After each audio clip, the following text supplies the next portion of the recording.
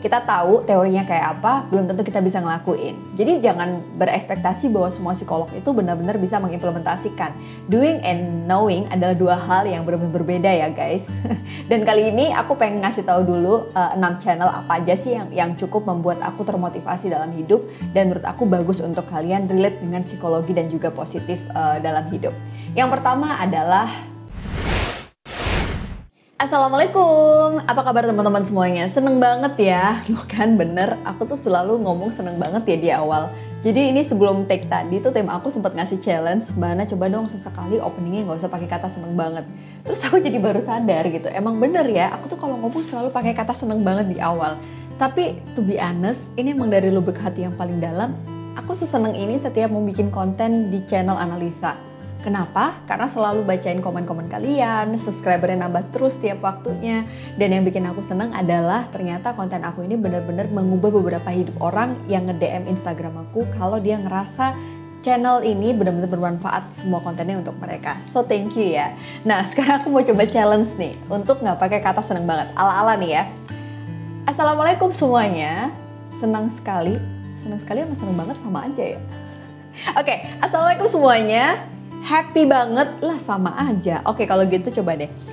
Assalamualaikum semuanya, apa kabar? Semoga semuanya sehat ya. Karena sehat ini adalah salah satu cara kita untuk bisa berpikir positif. Nah berhasil kan tanpa kata seneng banget. Anyway teman-teman, ngomong soal seneng banget, ini beneran nih. Aku se-happy ini ketika kemarin ngebaca komen kalian yang nonton di salah satu episode tentang 6 buku yang mengubah hidupku. Dan kalau kalian ada yang sampai ke toko buku buat beli buku yang sama, itu perasaan Analisa Channel dan juga tim Analisa Channel dan juga aku se-happy ini. Karena berarti konten yang kita berikan betul-betul mengubah hidup orang lain lebih positif. Thank you ya. Nah karena responnya positif, aku kali ini akan nge-review 6 channel di YouTube yang ngebuat aku semakin termotivasi dalam hidup. Yang bikin aku lebih semangat. Dan pastinya teman-teman ini juga inspirasi aku untuk bikin konten-konten meskipun kita juga nggak menduplikat persis dan kita mencoba untuk memberikan satu nuansa yang berbeda dengan channel-channel itu. Dan sebenarnya nggak cuma untuk bikin channel ini aja, tapi kadang-kadang kalau aku lagi ada masalah, kalau aku lagi dalam kondisi yang nggak oke, karena bisa dibedakan antara knowing and doing.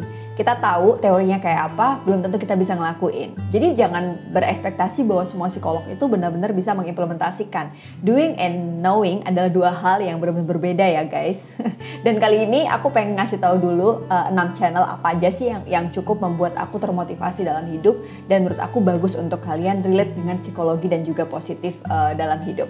Yang pertama adalah channel dari Mary for Leo. Nah ini jujur aja teman-teman, channelnya Mary ini adalah salah satu inspirasi aku untuk pertama kali dulu bikin channel Analisa. Jadi aku sama tim nggak sengaja lihat channelnya si Mary ini di explore YouTube, terus kayak lucu ya dia ngebahas. Sebenarnya Mary ini tuh entrepreneur, dia lebih backgroundnya bisnis. Tapi ketika dia running bisnis, dia juga lebih banyak ngomong tentang personal growth, terus dia juga ngomong tentang life. Proses dimana aku sukanya itu kayak dia ngebahasnya dengan ringan dan si Mary ini tuh kocak banget gitu. Jadi dari situlah aku akhirnya terinspirasi untuk bikin channel Analisa. Nah yang bikin aku suka lagi si Mary ini tuh bikin buku dan bukunya itu judulnya Everything is Figure Outable dan ini cukup laris jadi bestseller di New York Times dan ini tuh kayak inspirasi banyak orang. Nyatanya channel ini bisa mendapatkan 645.000 subscriber sampai sekarang. Aku nggak tahu ya terupdate-nya ya, tapi ini yang terakhir kita lihat. Yang kedua adalah channelnya, ini sama-sama nih. Kalau tadi Mary, ini cowok, pasti semua orang kayak everybody knows him, Gary V. Gary V ini juga entrepreneur, backgroundnya bisnis. Nah si Gary ini juga sama, dia tuh ngomongin bisnis tapi dari sudut pandang yang menurut aku tuh ngebangun personality kita untuk lebih baik lagi. Yang aku suka Gary ini ngomongnya tuh belak-belakan banget, terus kayak straight to the point. Emang sedikit berbeda dengan style kita kalau kita ngomong ya orang Indo lebih nggak enakan.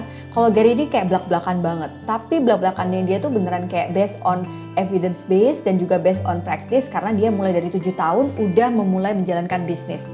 Kalau ngomongin soal teori, waduh udah pakar banget nih. Dan ngomongin soal resultnya ini juga sama. Karena Gary ini sekarang menjadi investor di beberapa perusahaan seperti Facebook, ada Uber, dan banyak banget ya perusahaan-perusahaan yang dia menjadi investor di sana gitu. Terus yang aku suka lagi, ada daily vlognya juga, dia ngebahas tentang bagaimana keseharian Gary ini menjadi seorang CEO. Yang jujur aja aku juga masih belajar banget nih dari Gary V ini. Si Gary V ini juga punya satu konten yaitu Ask Gary V ya. Ask Gary V ini tuh serunya dia tuh kayak ngebuka sesi tanya jawab gitu. Jadi ketika dia bisa jadi dia lagi ngisi training, terus kemudian ada tanya jawab yang dia direkam sama tim Gary V. Ada juga emang dia khusus buka open question untuk kalian yang mau tanya jawab sama Gary V tentang seputar bisnis, entrepreneur atau tentang hidup gitu. Nah, ini salah satu yang wajib kalian follow atau subscribe karena sampai sekarang si Gary V ini sudah punya 2,69 juta. Jadi 2,69 juta ini wow banyak banget followersnya ya. Dan kita juga termasuk salah satu yang subscribe Gary V. Terus kemudian yang ketiga adalah TED Talk. Ini kayak banyak banget, aku yakin semua orang pasti follow dan subscribe karena dia sudah punya 25,1 juta subscribers. TED ini kepanjangan dari Technology Entertainment Design. Jadi memang dia tuh menggabungkan banyak ahli, expert di seluruh dunia, ngebahas tentang sesuatu yang sangat menjadi background, menjadi kompetensi dari ahli itu. Backgroundnya beragam, mulai dari praktisi, ada yang juga akademisi, dan juga yang bikin aku suka lagi, cara ngomongnya itu, public speakingnya semuanya tuh bagus gitu. Terus TED Talk ini juga cukup menginspirasi aku ketika aku harus jadi public speaker atau menjadi trainer. Gimana caranya bikin slide, gimana caranya get the attention kepada audience, gimana caranya nge-grab semua kondisi supaya kita ngerasa nyaman ketika lagi ada di atas panggung. TED ini menjadi salah satu rekomendasi buat kalian yang pengen juga belajar tentang public speaking.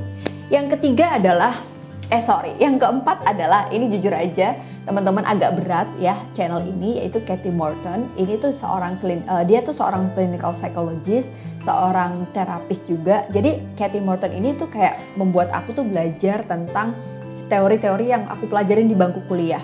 Dia ngebahas dari sudut pandang teoritis banget, dan mungkin untuk beberapa orang tuh kayak agak roaming gitu kalau dengerin si Katie ngomong. Dia ngomong tentang inner child, dia ngomong tentang disorder dalam psikologi, dia ngomong tentang trauma, dia ngomong tentang mental illness, dan aku berusaha untuk kalau habis nonton ini aku coba untuk resum lagi dan membahasakan dengan lebih mudah sehingga menjadi konten analisa channel supaya nggak terlalu berat diterima oleh subscriber yang subscribe analisa channel.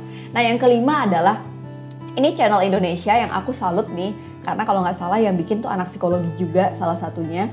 1%, kita katanya bentar lagi mau kolaborasi nih.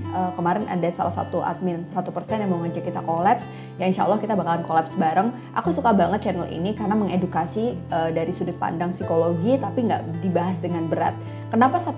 Karena ternyata setelah aku coba pelajari, mereka tuh berusaha untuk membuat orang lain tuh hidupnya lebih baik. Ini kayak satu value sama channel analisa, dimana 1% ini beranggapan orang itu nggak bisa berubah 100%. At least 1% dalam sehari aja itu udah akan mengubah dunia. Oke, good luck ya 1%. Nah, yang terakhir adalah channel dari dalam juga, ini Menjadi Manusia.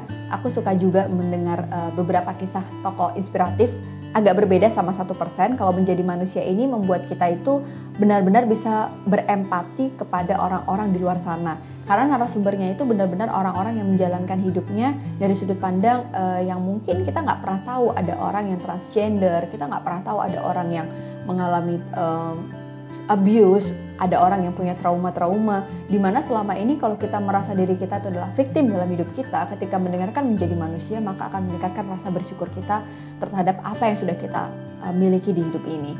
So teman-teman, itu tadi 6 channel yang menurut aku sangat-sangat recommended buat kalian. Relate sama channel analisa juga, motifnya sama, kita pengen ngebangun manusia ini melalui kesehatan mental dan juga kesejahteraan diri yang lebih baik. Nah, nextnya nih aku akan bahas juga 6 hal kayak gini. Kalau teman-teman ada ide kira-kira enaknya ngebahas apa ya, 6 hal yang akan membuat teman-teman menjadi lebih baik dari hidup kalian, tolong dong kasih tulisan di bawah ini di komen. Kalau kamu pengen aku nge-review mungkin 6 film, 6 series, karena jujur aja selama pandemik di rumah aja kemarin, libur banyak itu, aku jadi lebih banyak nonton drama Korea, series, ada series luar dari barat, ada juga yang dari Korea. Nah mungkin itu bisa jadi salah satu next episode kita. Atau kamu mau aku review apapun, silahkan dong komen di bawah ini. Thank you ya udah nonton Analisa Channel, dan sampai jumpa di episode berikutnya. Assalamualaikum.